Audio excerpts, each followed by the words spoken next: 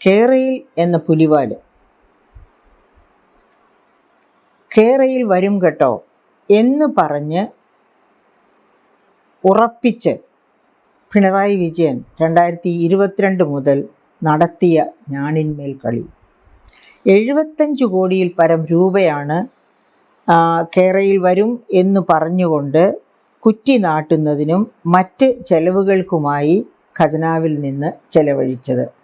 1221 hectare ഏറ്റെടുക്കൽ നടപടികളും പൂർത്തിയാക്കി. അപ്പോൾ ഈ 1221 ഹെക്ടർ എന്ന് പറയുമ്പോൾ എവിടെ നിന്നൊക്കെയാണ് ഇത്? 3 ജില്ലകളെ ഒഴിവാക്കി. അതായത് ഈ കേരയിൽ കടന്നു പോകാത്തതായി 3 ജില്ലകൾ മാത്രമാണ് കേരളത്തിലുള്ളത്: ഇടുക്കി, പാലക്കാട്, വയനാട്. ബാക്കി 11 ജില്ലകളിലൂടെയും കടന്നു പോകുന്ന ഒരു പാതയാണ് ഈ കേരയിൽ. അപ്പം കേരളിൻ്റെ എന്താ പറയുക, രൂപമൊക്കെ നമ്മളെ കാണിച്ചിരുന്നു. AI യുഗത്തിൽ അതൊന്നും കാണിക്കാൻ ഒരു ബുദ്ധിമുട്ടുമില്ലല്ലോ. അപ്പം നമുക്കറിയാം, തറ ലെവലിൽ നിന്ന്, ഭൂമി ലെവലിൽ നിന്ന് കുറേ പൊങ്ങി ഓടുന്ന വണ്ടിയാണ് അത്. തന്നെയുമല്ല, ഈ പറയപ്പെട്ട 11 ജില്ലകളെയും 2ആയി വിഭജിക്കുന്ന ലൈനാണ് കേരയിൽ. അതായത് വളരെ പൊക്കത്തിലാണ്, തറ ലെവൽ മുതൽ വളരെ പൊക്കത്തിൽ ഈ ട്രെയിൻ ഓടുന്ന ഹൈറ്റ് വരെയും ഉള്ള വൻ മതിലാണ് ഈ കടന്നു പോകുന്ന സ്ഥലങ്ങളിലൊക്കെ തീർക്കുന്നത്. അപ്പോൾ പിന്നെ അപ്പുറത്തേക്ക് ഇപ്പുറത്തേക്കും വണ്ടികളോ മനുഷ്യർക്കോ ഒക്കെ പാസ് ചെയ്യണമെങ്കിൽ അതിനൊക്കെ വേണ്ടി പ്രത്യേക പാതകൾ വേണം. അപ്പോഴൊക്കെ നമ്മുടെ ജീവിതം, എല്ലാവരുടെയും ജീവിതം, അനുദിന ജീവിതം ദുസ്സഹമാക്കുന്ന പ്രതിസന്ധികളാണ് അങ്ങനെയൊക്കെയുള്ള ഒരു പാത വരുമ്പോൾ സംഭവിക്കുക. അപ്പോൾ ഇതൊക്കെ ഉണ്ടാകും എന്ന തിരിച്ചറിവോടുകൂടി തന്നെയാണ് ഇങ്ങനെ ഒരു പാത. അപ്പോൾ ഈ പാതയുടെ ഒരു ചരിത്രം ഒന്ന് നോക്കിയാലോ. സത്യത്തിൽ കേരയിൽ പോലെയുള്ള റെയിൽ സിസ്റ്റം ഡെവലപ്പ് ചെയ്തത് ജപ്പാനിലാണ്. ജപ്പാനിൽ അത് ഡെവലപ്പ് ചെയ്ത് വളരെ നാൾ, അതായത് 1980കളൊക്കെ ആകുമ്പോഴേക്ക് ജപ്പാൻ അതിൽ ഈ പറയപ്പെട്ട റെയിൽ സിസ്റ്റം അതിൻ്റെ ഓപ്റ്റിമത്തിലെത്തി എന്ന് മാത്രവുമല്ല, അവർ അതിനേക്കാളും ഉയർന്ന ആകാശപാതകൾ കൊണ്ടുവരുന്ന തരത്തിലേക്ക് അവരുടെ ടെക്നോളജി മാറി. അങ്ങനെ ടെക്നോളജി മാറിയ സമയത്ത് ഈ കാലഹരണപ്പെട്ട ട്രെയിനുകൾ, ആ ടെക്നോളജി എവിടെയെങ്കിലും വിൽക്കാൻ പറ്റിയാൽ അത് വലിയ മുതൽക്കൂട്ടാകും ജപ്പാൻ്റെ സമ്പദ്ഘടനയ്ക്ക്. അങ്ങനെ അന്വേഷിച്ച് നടന്നപ്പോഴാണ് നമ്മുടെ പിണറായി വിജയൻ ഗവൺമെൻറ് ആ വലയിൽപ്പെടുന്നത്. അങ്ങനെ ആ വലയിൽപ്പെട്ടാണ് ഈ കേരയിലിനെ അതുപോലെ ഇങ്ങോട്ട് കൊണ്ടുവരാം. അതായത് കേരയിലിന് ഇക്വലൻ്റായിട്ടുള്ള റാപ്പിഡ് റെയിൽ സിസ്റ്റമൊക്കെ ഇന്ത്യയിലെ മറ്റ് പല സംസ്ഥാനങ്ങളിലും വന്നു. പക്ഷെ അതൊന്നും നമ്മൾ കൊണ്ടുവന്ന കേരയിൽ പോലെയല്ല. കാരണം നമ്മൾ കൊണ്ടുവന്ന കേരയിൽ എന്ന് പറഞ്ഞാൽ അത് ജപ്പാനിൽ കാലഹരണപ്പെട്ട റെയിൽ സിസ്റ്റമായിരുന്നു. ഒരു കാരണവശാലും അതായത് ഓർക്കണം, 2ാം പിണറായി ഗവൺമെൻറ് ഭരണത്തിൽ വന്നപ്പോൾ നമ്മളെ ഒരു ഗ്ലോബൽ എഡ്യൂക്കേഷൻ ഹബ്ബാക്കി മാറ്റണം, ഗ്ലോബൽ ടെക്നോളജി ഹബ്ബാക്കി മാറ്റണം. അങ്ങനെ എന്തൊക്കെ പ്രഖ്യാപനങ്ങളാണ് ബജറ്റിൽ കൊടുത്തിരുന്നത്.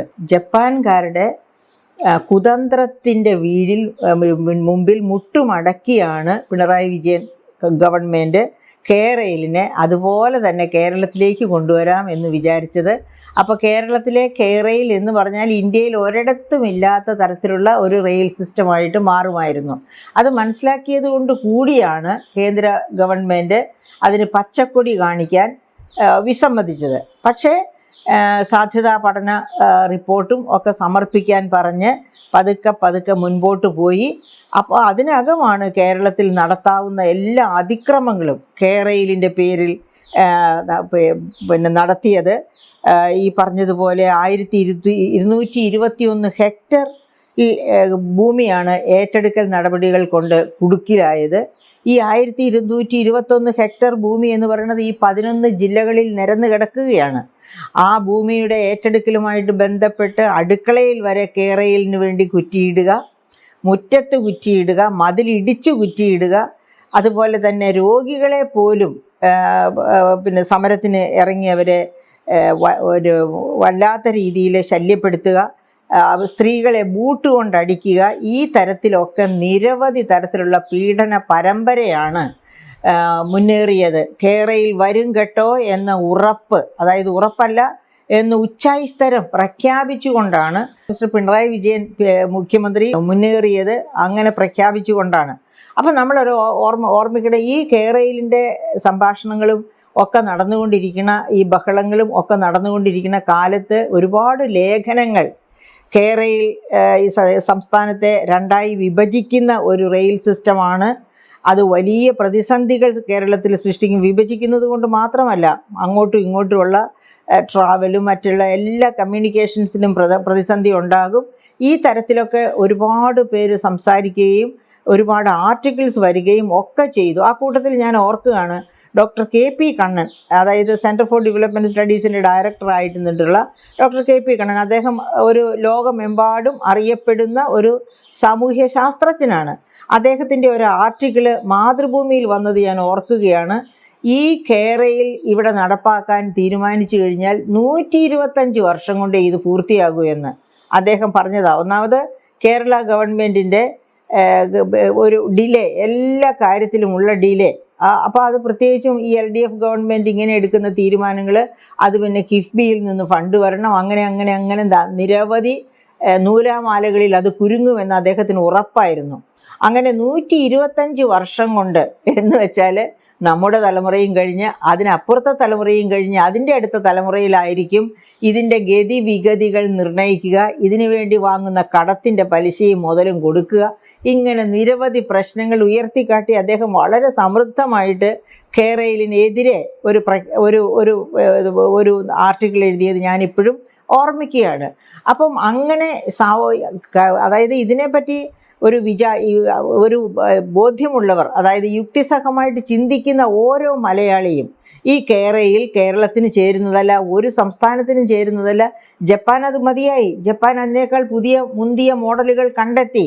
അങ്ങനെയാണ് ജപ്പാൻ കേരയിൽ പോലത്തെ സിസ്റ്റം വേണ്ടെന്ന് വെച്ച് ആ റെയിലും അതുപോലെയുള്ള അതിൻ്റെ കൂടെയുള്ള എല്ലാ സംഗതികളും കേരളത്തിന് കൈമാറാനായിട്ട് തീരുമാനിക്കുന്നത്.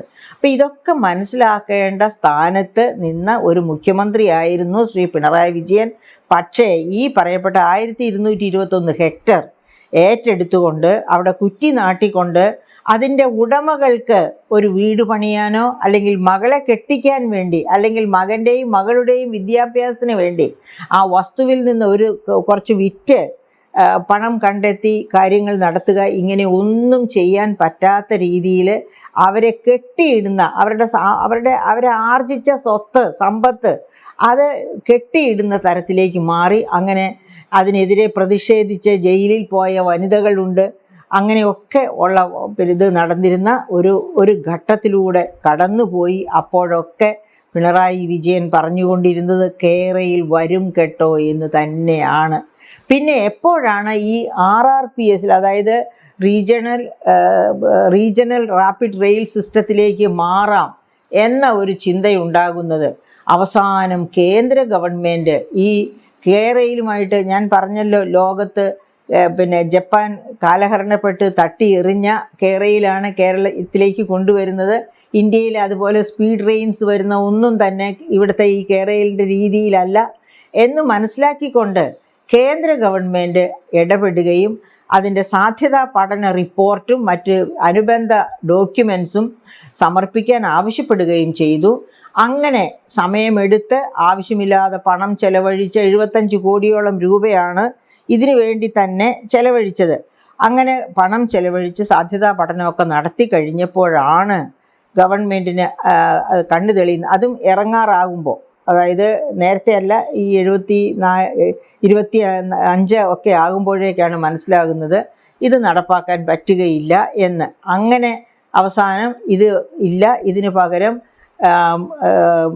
റീജിയണൽ റാപ്പിഡ് റെയിൽ സിസ്റ്റമാണ് കൊണ്ടുവരാൻ ഉദ്ദേശിക്കുന്നത് എന്ന് പറഞ്ഞ് ജനങ്ങളെ, അപ്പോൾ പോലും ഈ പറയപ്പെട്ട കുറ്റി നാട്ടിയ കുറ്റികൾ പറിച്ച് ദൂരെ എറിയാനോ അവരുടെ ഡോക്യുമെൻറ്റ്സ്, കുറ്റിനാട്ടിയ സ്ഥലങ്ങളുടെ ഉടമകളുടെ ഡോക്യുമെൻറ്റ്സ് തിരിച്ചു കൊടുക്കുവാനോ അവരെ ഫ്രീ ആക്കുവാനോ ഒന്നും പിണറായി വിജയൻ ഗവൺമെൻറ് തയ്യാറായില്ല.